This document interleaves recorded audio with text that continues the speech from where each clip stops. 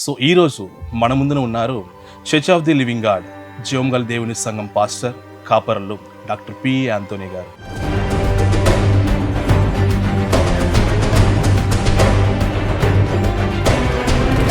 PJ Stephen Paul గారికి మీకు ఉన్న పరిచయం ఏంటి పాస్టర్ గారు? స్టీఫెన్ పాల్ గారు నా వైఫ్ ఒక బ్రదర్, ఆ పరిచయమే బావమరిది అనే పరిచయమే, వేరే పెద్ద పరిచయం లేదు.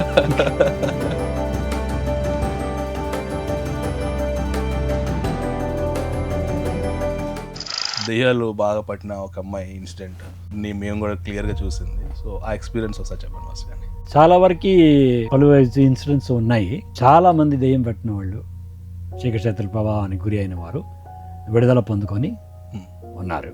ఒక విషయం మాత్రం, ఆ అమ్మాయి విషయం ఒకటి ఉంది. అవును.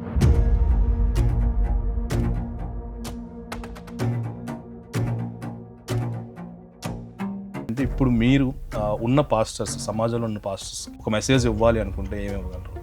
అదే మనం ముందుకు చెప్పింది, స్వరము విన్నావా?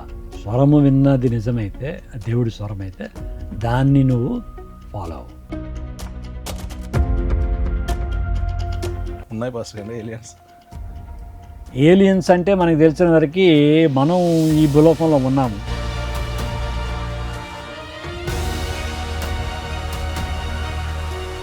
మీరు వచ్చిన కొత్తలో అసలు మీకు తెలుగు అనేది స్పష్టంగా మాట్లాడేవారు కాదు. మరి ఇప్పుడు చూస్తే ఇప్పుడు ఇంటర్వ్యూ మొత్తం కూడా చాలా స్పష్టంగా తెలుగు అనేది చాలా స్పష్టంగా మాట్లాడుతున్నారు. ఎలా నేర్చుకున్నారు పాస్టర్ గారు? నాకైతే తెలుగు చదవడం రాదు ఇప్పుడు వరకు.